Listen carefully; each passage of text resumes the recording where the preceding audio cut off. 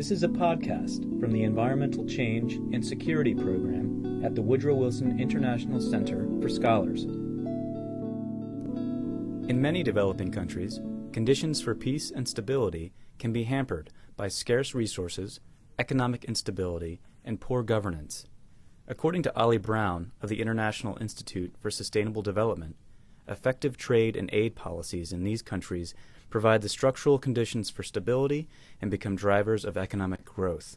My name's Oli Brown. I work for the International Institute for Sustainable Development, which is a Canadian environment and development policy think tank, which is based out of Winnipeg, Manitoba, but with offices in New York and Ottawa, and I'm based in the Geneva office. And we work on a number of different sort of environment and development questions, and since I've been at IISD, I've been looking particularly at security and the core root causes of conflict and how the international community can more effectively deal with conflict prevention and deal with the structural causes of conflict. So looking at issues of environmental change and security, but in the case of this work, looking at trade policy and aid policy in fragile states and how the international community could engage more effectively in fragile states to encourage and support wider political and economic stability.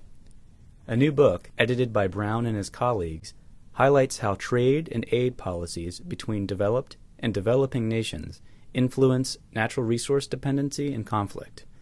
If applied intelligently, these policies should encourage peace and stability. If applied insensitively, these policies can open markets to conflict resources, increase inequality, and weaken government structures. The book's called Trade, Aid and Security, an Agenda for Peace and Development. And it was the product of quite a long research collaboration between IISD and IUCN, the World Conservation Union. We felt that it was really important to look at the ways that the international community interacts with the developing, or the developed world rather, interacts with the developing world in terms of its trade and aid policies, and how those trade and aid policies could be made more effective in terms of wider conflict prevention.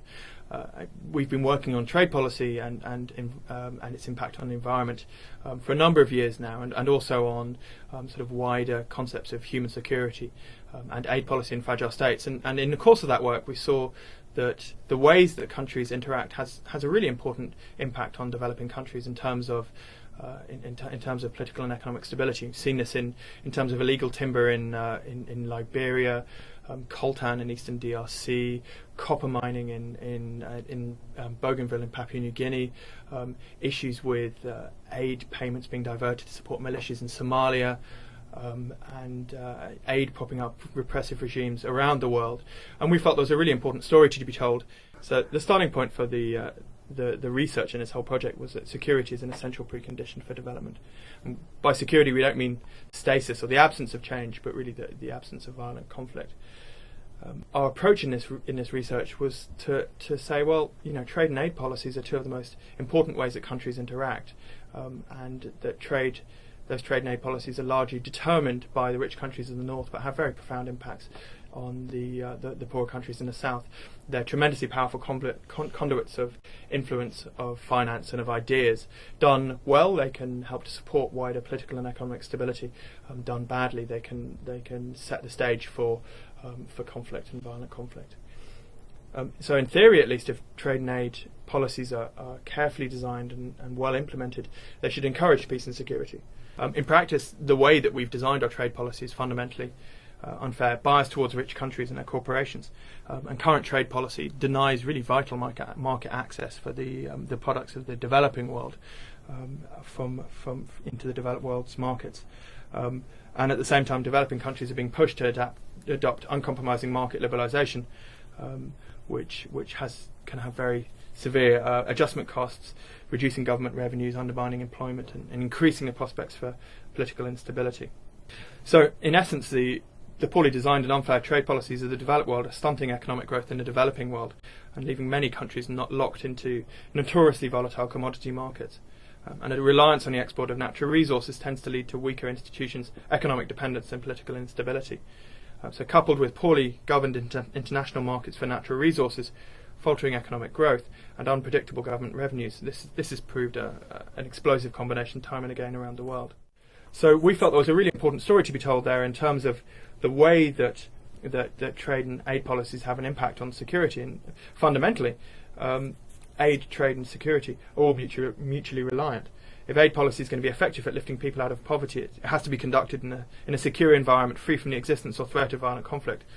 Aid should also help countries and communities access the very real benefits of fair international trade. And those countries will only be able to gain from international trade if they have the capacity to negotiate even-handed trade agreements. I guess the point is not that trade and aid policies are necessarily the sole cause of violent conflict. Identity, ideology and history are all very important factors, and we don't want to overstate the argument.